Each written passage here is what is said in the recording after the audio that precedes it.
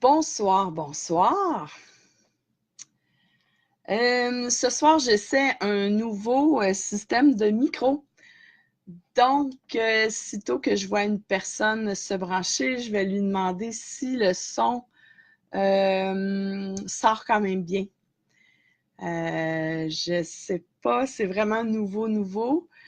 Selon la labare là, qui me dit que c'est correct, là, mais alors, on fait des tests ce soir. Si la personne me dit qu'elle n'entend rien, je vais débrancher le tout en direct. Alors, ce soir, c'est donc 19h30. Bonsoir et bienvenue à ce Facebook direct. Mon nom est Anne Gussiardi. Je suis conseillère pédagogique chez Interforum Éditis Canada. Restez avec nous pour les 2 prochaines semaines. Il y a quelque chose à vous annoncer. J'ai des petits concours qui s'en viennent, des concours intéressants. Ceux qui sont allés voir sur notre page, donc un petit peu plus bas, vous pourrez constater que l'ouverture... Alors, la personne qui vient de se brancher, j'aimerais ça que vous me donniez vos commentaires sur le son. Est-ce que la voix porte bien? J'aimerais vraiment qu'on me dise un petit pouce en l'air ou un petit pouce en bas pour me dire si le son sort bien. Donc, Salon du livre de Québec pour la matinée de formation en collaboration avec l'AQEP. Les inscriptions sont ouvertes.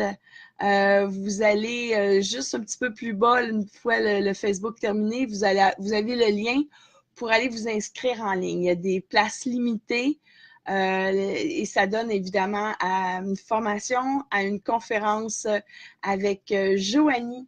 Ah, je lis son livre. Joanie Desgagnés. Ah, j'ai dit que je l'avais. Oui, ici. Joanie Desgagnés, qui a écrit au Seuil Jeunesse l'histoire du pommier qui rêvait d'être un sapin. Nous allons l'avoir comme invitée. Merci beaucoup, Lison. C'est gentil. C'est un test. Merci de me dire si que le son va bien. Alors, je peux dire-tu? Je te souhaite une belle soirée. Donc, il me semble que tu es de Québec, hein? Alors, je disais qu'il y a 100 inscriptions, pas besoin d'être membre. Si vous êtes membre de la KEP, vous aurez cependant sur place un cadeau et 5 coupons de participation pour les tirages qu'il va y avoir dans la journée. Et évidemment, l'entrée gratuite et après, vous avez la journée pour vous promener dans le salon. Le salon ouvre le samedi, tous les jours, mais nous, on parle du samedi 13. Le salon ouvre à 9h et la conférence, la matinée formation débute à 10h. Toutes les personnes qui vont s'inscrire, vos noms, vos billets seront à la billetterie et j'aurai inséré donc un plan ainsi qu'un coupon de participation parce que chaque personne, membre ou pas, de la KEP sont les bienvenus et droit à une participation. Bonsoir Valérie, j'espère que tu vas bien. Ce soir, j'ai 8 livres. 8 livres, puis j'ai oublié en haut quelque chose que je voulais vous taquiner parce que dès la semaine prochaine, j'ai d'autres maisons d'édition qui s'ajoutent à ma belle collection de maisons. Et dont un des premiers livres dont je vais vous parler, c'est un livre de Michael Escobar, évidemment, là, Escobar. Fait que c'est vraiment wow, là. Ah, mais je l'ai oublié en haut. Ce soir, des livres davantage pour le Presco, donc lisons peut-être pour vous. Et un seul pour le secondaire. Je m'excuse auprès des 2 Ginettes qui suivent, qui sont là d'habitude. C'est ça, j'en ai juste un. Que cela ne tienne, je vais faire un spécial fin avril, un spécial secondaire, probablement avec une ou 2 suggestions pour le primaire et pour le presco, mais davantage pour le secondaire, puis pour la francisation aussi. Alors, est-ce que j'avais d'autres choses avant de débuter? Oui. Le salon de l'apprentissage. Mais qu'est-ce que c'est ça, ce salon-là? J'y suis allée samedi. Je suis arrivée vers 10 heures et quelques là, à peine. Il reste encore de la place dans le stationnement, mais les places diminuaient à vue d'œil. Wow! C'est sûr que l'an prochain, j'y suis. Je ne sais pas encore sous quelle forme. On a une idée, là, mais ça, je ne peux pas en parler. Mais vraiment, là, salon de l'apprentissage, j'ai eu des coups de foudre incroyables. Il y a eu le meet-up des blogueuses qui étaient vêtues du même T-shirt.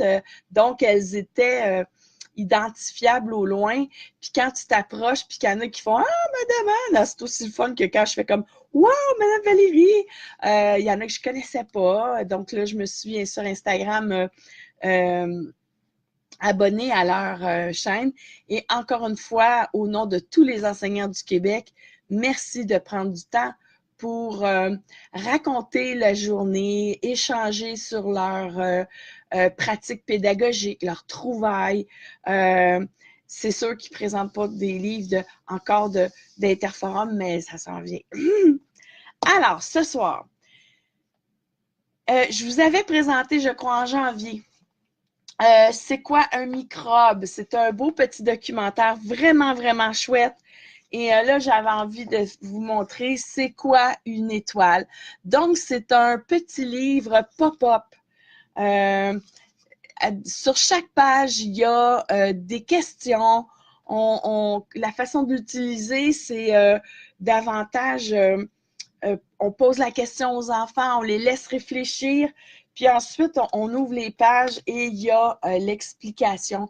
Ici, le mot étoile, ce que j'aime bien, si on travaille avec les premiers cycles, parce que les images sont pas trop enfantines. Je pense qu'on peut l'utiliser comme mini-documentaire dans le 5 minutes du savoir. Là, je pointe là, mais c'est mon junior, mon Robert junior est là. Et on peut aller lire les définitions d'étoiles.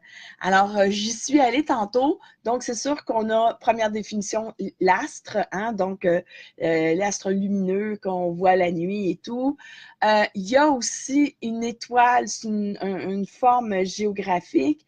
Il y a l'étoile de mer et il y a également une étoile, donc quelqu'un qui est populaire, une étoile montante, une vedette. Et là-dedans, on en parle un peu, surtout à la dernière page où là, on est avec quelqu'un ici qui chante et on nous dit « Et moi, je suis une étoile montante. » Alors ici, on voit qu'elle est populaire et elle chante bien. Donc, on passe vraiment de tous les sujets, des constellations. Est-ce qu'on peut visiter les étoiles? Donc, peut-être de telle ou telle façon. C'est vraiment, vraiment bien fait. C'est ludique, mais en même temps, vraiment un documentaire à avoir. Parce que, et encore une fois, je le répète, les éditeurs ont trouvé important de faire des rabats solides. Un enfant qui veut le déchirer va le déchirer. Ça, on ne se le cache pas.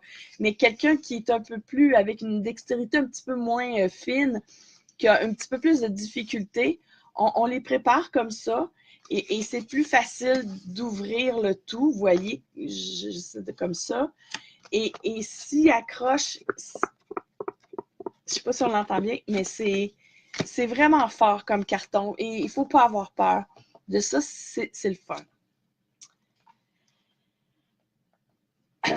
C'est ma collègue Martine qui m'a fait découvrir le manchot qui...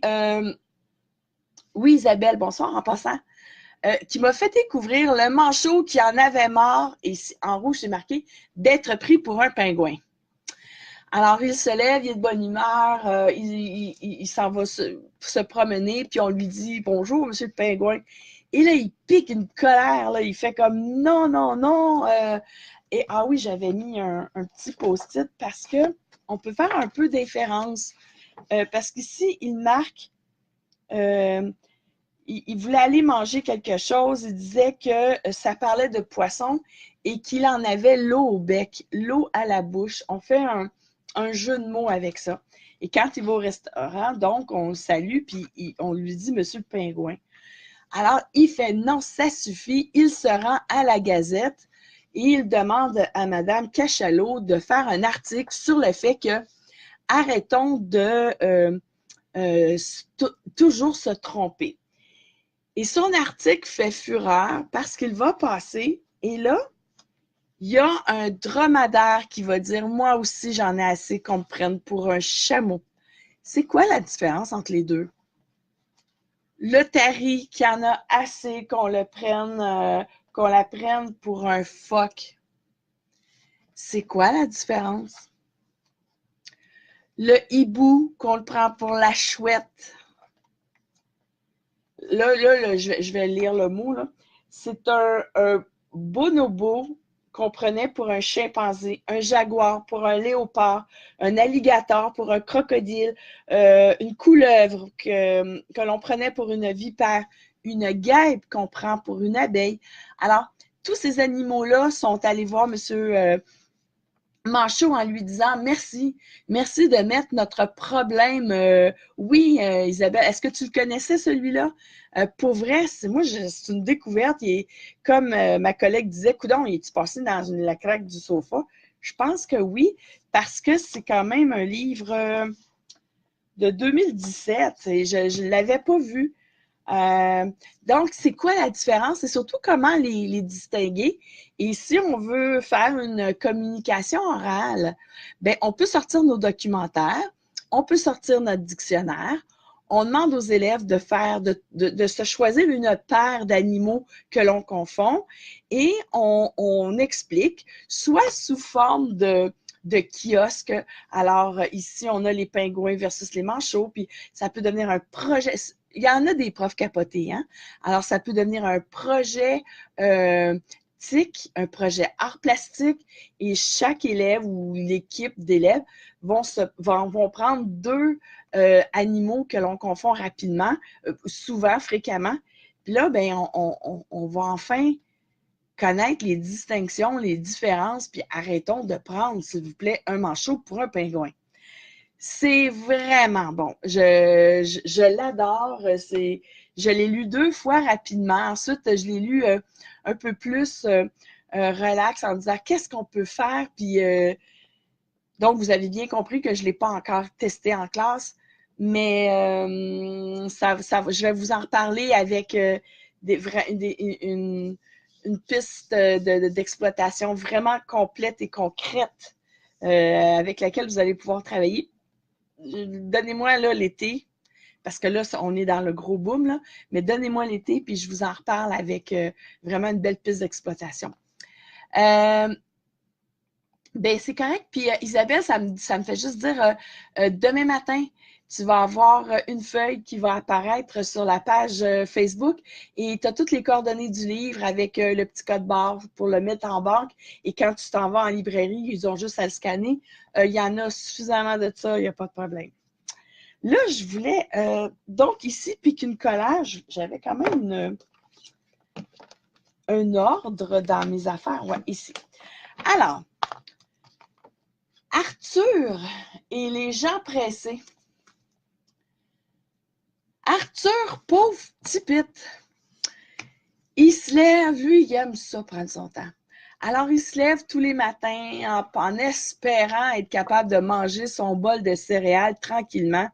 Mais maman lui dit tous les matins, « Allez, c'est l'heure, vite, vite, vite, on va être en retard. » Et là, elle prend Arthur par la main, lui met son je ne sais pas c'est quoi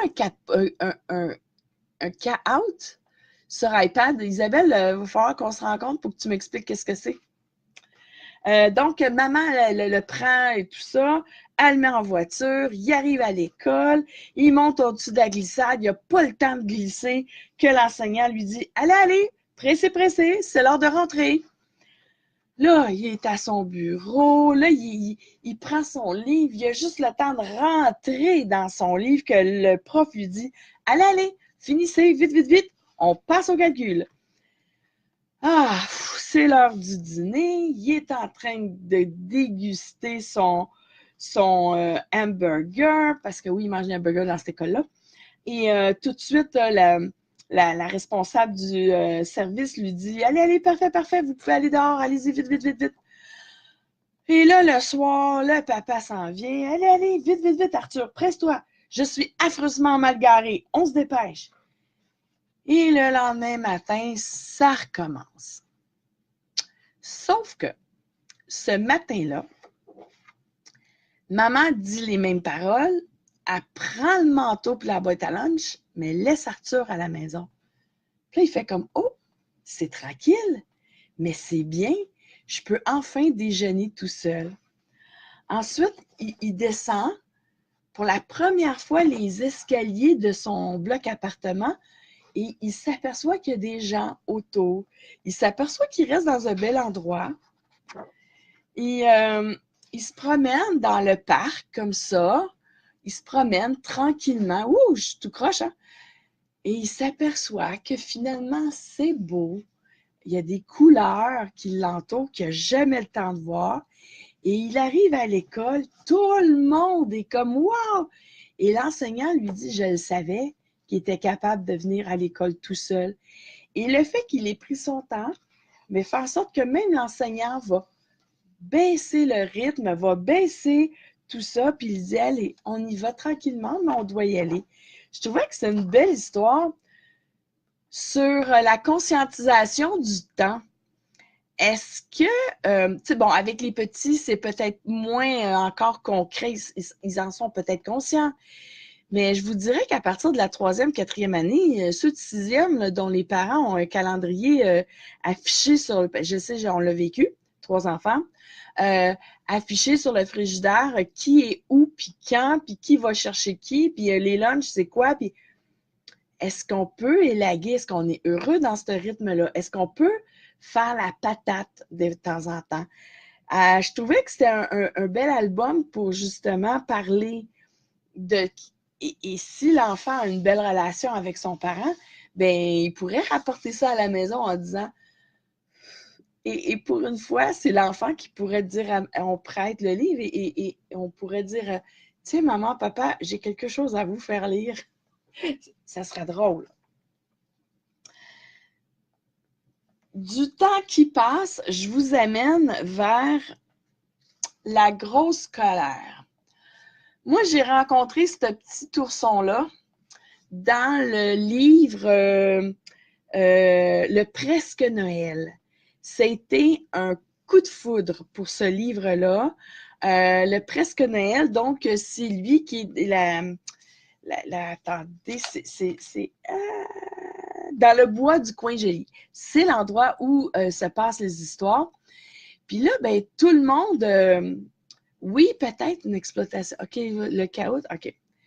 Donc ici, cet ours-là voit qu'il y a comme une effervescence en novembre, puis là, mais lui, il se prépare à aller hiberner, là. Il prépare à se coucher. Et là, les autres animaux parlent de Noël, de festivités, on se prépare pour ci, on se prépare pour ça. Et là, il s'aperçoit que non, il ne sait pas ce qui se passe. Alors, les animaux vont lui préparer un Noël qu'ils vont appeler un presque Noël parce que ce n'est pas la bonne date, afin que l'ours puisse en vivre un avant d'aller se coucher pour l'hiver. J'ai trouvé ça drôle. Et moi, cette tête-là, là, elle me fait bidonner. Je ris tout le temps. Alors ici, une grosse colère, c'est notre ours qui a prêté un livre à sa sœur. OK? C'est Nono l'ours, qui a prêté le livre à sa sœur, qui l'a par mégarde déchiré. Et là, il ne sera pas content, d'où la bouille de colère. Et c'est rouge pourquoi, et c'est rouge la colère. Et pour se venger, il y aurait bien le goût de lui crier des noms, de lui tirer les cheveux et tout. Mais pour se venger, il va piquer, voler, emprunter pour cacher son toutou préféré et il va partir avec. Sauf que sa petite sœur va demander de l'aide à presque tous les animaux de la forêt pour le trouver. Et là, il va s'apercevoir qu'il se sent vraiment mal parce qu'elle pleure et tous les autres animaux l'aide à chercher, puis personne ne le trouve. Alors, il va mentir. Il va mettre ça, je l'ai trouvé, puis il va la mettre sur le dos d'un autre animal. Et à un moment donné, il va se sentir honteux. Regardez-y la tête. Il est cute. Il va se sentir honteux, il va dire la vérité, puis il va exprimer son émotion. J'étais vraiment en colère parce que tu as déchiré mon livre préféré. Alors, les autres animaux vont réparer le livre, puis le frère et la sœur, le grand frère va continuer de protéger la petite sœur. Peut-être cliché, mais tellement cute. En parlant d'exprimer ses émotions, j'ai toujours ma collègue Martine. J'étais dans son bureau, puis elle me dit « Connais-tu celui-là? Le livre des émotions chez Grund. » Elle dit « Ça accompagne tous les petits. » Quel petit? Entre autres, celui-ci, le livre des émotions, puis cette boule jaune souriante s'appelle La joie. Alors, dans celui-ci, c'est un livre d'activité dans lequel on fait vraiment le tour de chacune des émotions. Et ce qui est bien, c'est que, oui, je parle surtout pour les enfants qui ont de la difficulté à s'exprimer. Donc, ici, là, c'est la colère. Ça représente donc le bonhomme de la colère.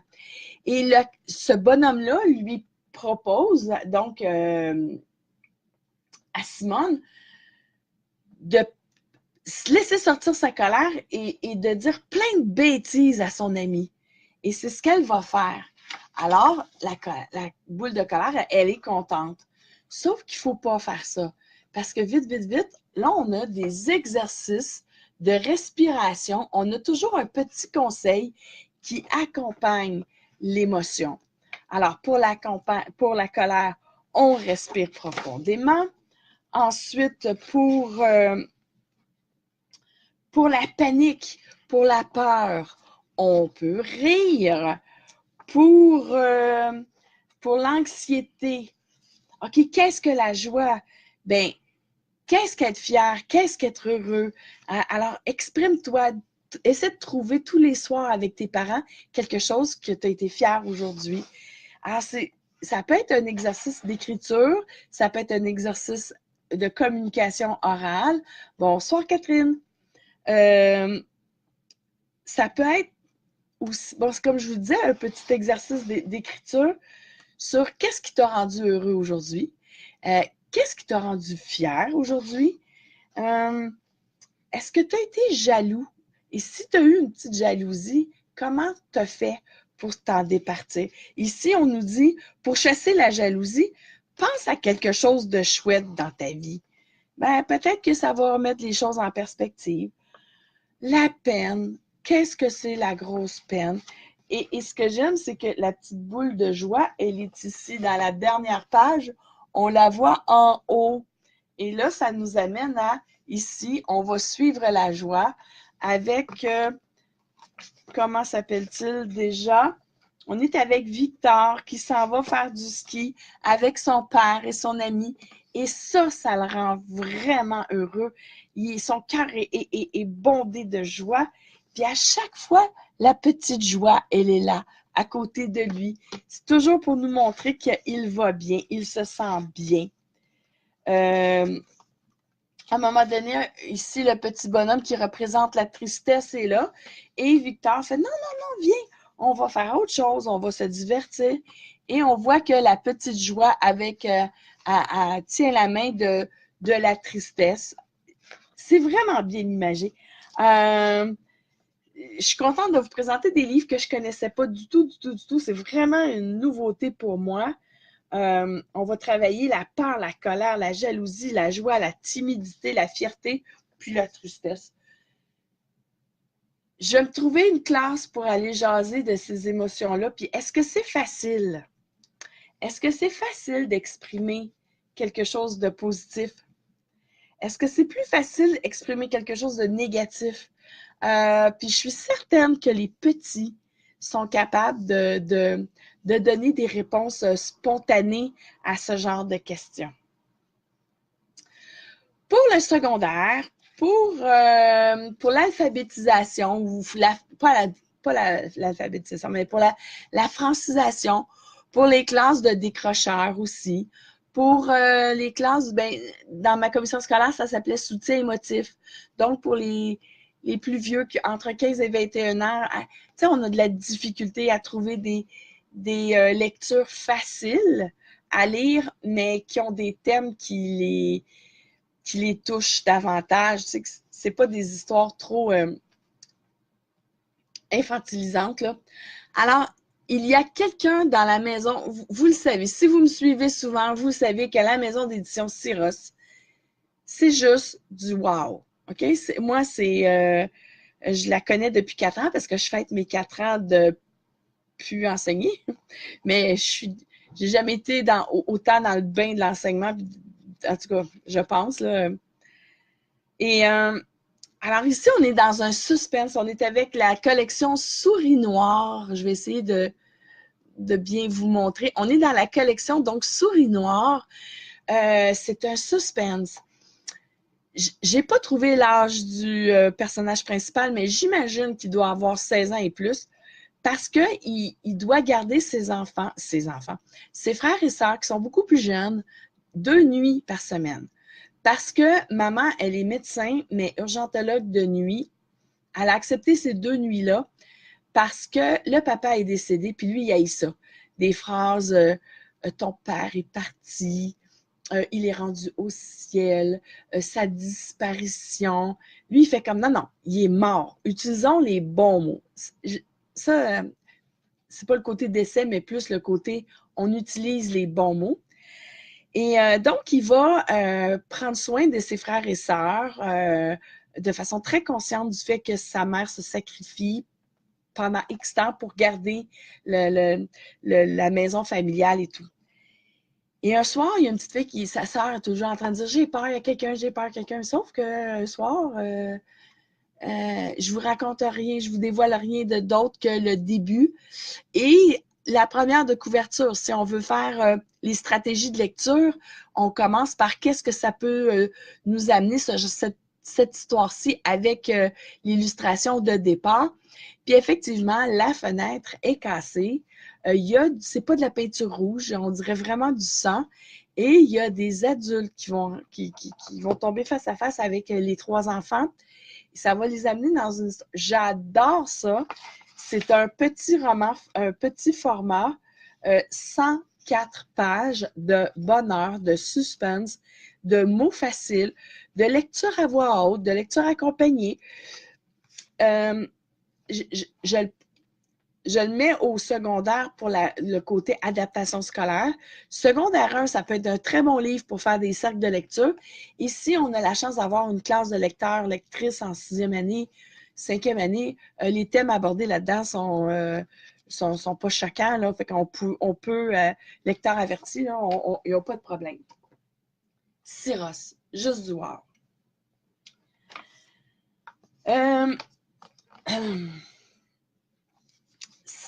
Ça, c'est un vrai livre de fond. Ça fait longtemps qu'il est là.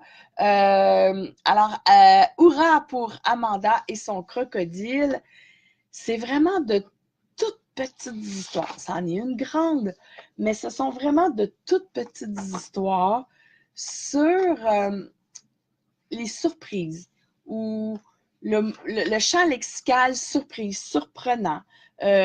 Alors, la première histoire, c'est une surprise surprenante. On est avec un alligator qui est tout seul puis qui s'ennuie de sa maîtresse Amanda. Puis là, il fait « Je sais qu'elle est partie, mais elle va me rapporter une surprise. » Et sa surprise, ce sont des livres parce qu'elle est allée à la bibliothèque. Et là, elle rapporte des livres et tout ça. Alors, tu sais, et elle dit ça tout le long, avec un livre, on n'est jamais tout seul. Ensuite, il y a lui aussi, il veut lui faire une surprise. Alors, le thème de son histoire à lui, c'est une surprise pas surprenante du tout. Et il va lui faire ni plus ni moins un saut. Il dit, j'aimerais ça se faire quelque chose, mais je ne sais pas quoi. Fait qu'il va aller enfiler son casque. Son casque d'idées. Regardez-y la tête. Ensuite, son casque va le gratter. Alors, quelle surprise je peux faire? OK, je vais faire peur. Là, il se met devant son miroir et il se fait peur lui-même. On est tout seul à la maison puis on rit. Ceci dit, elle lit tout le temps. Amanda est toujours avec un livre, puis elle dit qu'il faut dévorer les livres. Fait qu'il goûte un peu, mais il dit non, on le lit. Écoutez, c'est magnifique, c'est des petites histoires. On essaie de comprendre, on prend une page, on en discute, on peut l'emmieuter, on peut faire discuter juste sur le sens de chacun des petits segments. Fait que c'est vraiment un beau petit livre. Je vais me prendre une gorgée. Ce soir, c'est pas de l'eau, c'est de la tisane. Et je termine déjà, oui. Je termine avec un livre qui donne le droit aux enfants d'être eux-mêmes. Et je dis pas différent. Je dis vraiment eux-mêmes. Ceux qui se sentent comme ça, ils ont le droit de l'être. Alors, vous avez d'un côté, les filles peuvent faire, je reprends, les filles peuvent le faire aussi.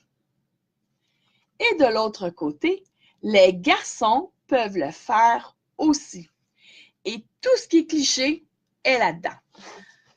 Et c'est bien parce que on a beau dire que les temps ont changé, on peut dire que les gens sont ouverts, il y a une belle ouverture d'esprit, on accepte de plus en plus la différence, mais il y a toujours quelqu'un qui sort une phrase plate, puis tu refais comme, ben voyons, il sort d'où lui ou elle sort d'où elle. Alors, quand tu es un garçon, ben quand tu tombes, tu peux pas pleurer. Non, il faut que tu restes fort. C'est juste les filles qui pleurent. Le rose, tu n'as pas le droit de lui mettre ça quand tu es un garçon, c'est juste les filles. Les gars, ça fait du karaté, ça fait de la boxe, ça fait surtout pas du ballet, de la danse et tout ça. No, madame. Et pourtant, c'est ce que le livre va nous expliquer. C'est que t'as beau être un garçon, tu as le droit de jouer avec tes camions, tes fusées, tes robots, mais tu as également le droit de jouer avec tes poupées, de prendre une poupée et d'en faire comme si c'était ton petit bébé. Ici, tu as le droit de porter ce que tu veux et personne n'a le droit de te juger. Tu veux porter les cheveux longs, tu veux porter les cheveux courts, ben c'est ça. Tu as le droit. Je l'aime, j'aime bien ce livre-là et ça amène une discussion. Ici, les filles, ça joue pas, ça grimpe pas dans les arbres, ça joue pas aux pirates. Ben non, ça joue à la poupée. Ça porte du rose, ça porte juste des robes, ça fait du ballet, ça joue surtout pas au soccer, no madame. Exactement comme les garçons, qu'est-ce que tu aimes porter? Davantage pantalon, short. Alors, c'est ça, c'est ce que j'aime ici. Tu peux lire, je ne sais pas si vous voyez bien, tu peux lire des contes de fées, mais tu peux également lire des horreurs, des suspens, des enquêtes policières. Alors, c'est un livre qui donne le droit d'être nous. Je trouve ça bien. Alors, en éthique, en français écriture,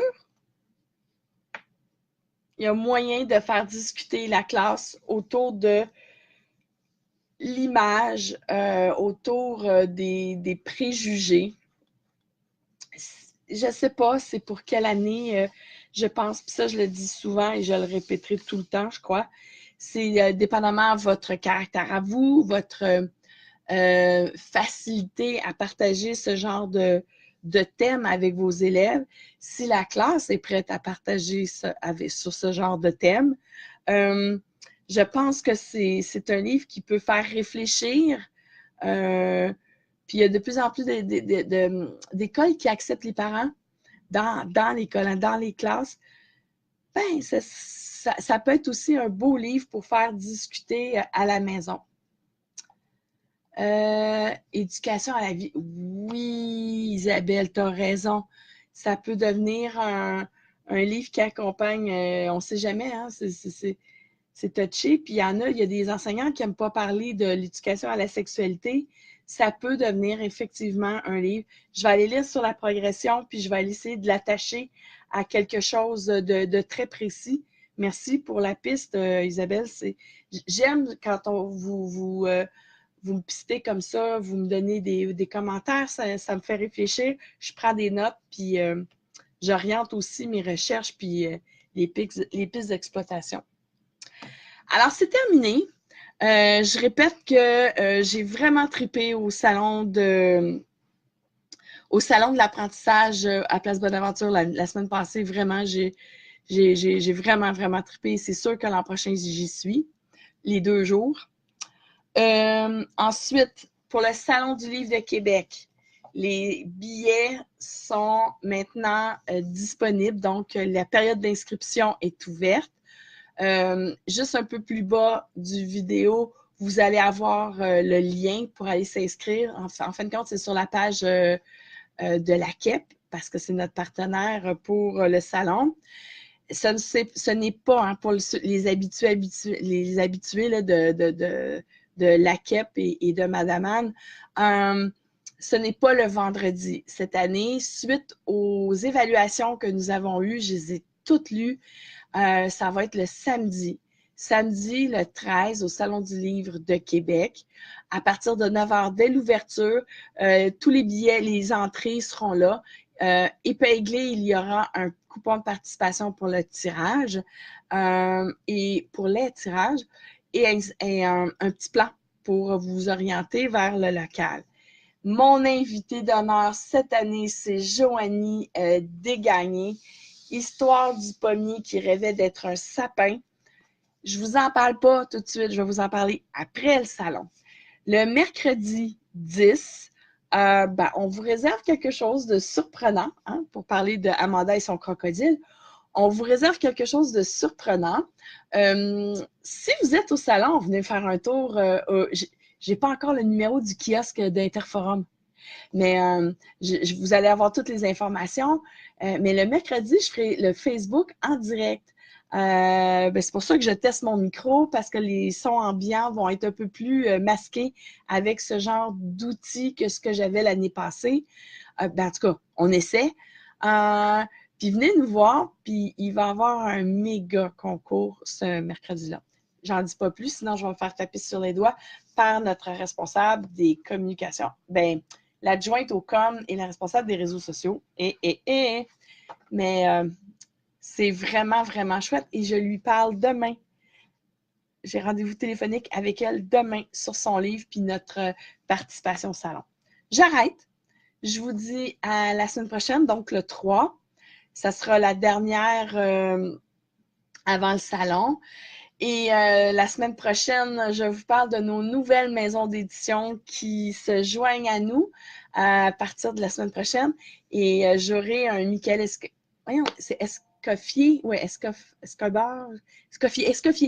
à vous présenter. On a plusieurs livres. En tout cas, j'ai vraiment hâte de vous le présenter. Toutes nos maisons, je vais faire un petit rappel de ce qu'on a pour mon terrain de jeu finalement. Mesdames, messieurs, à la semaine prochaine.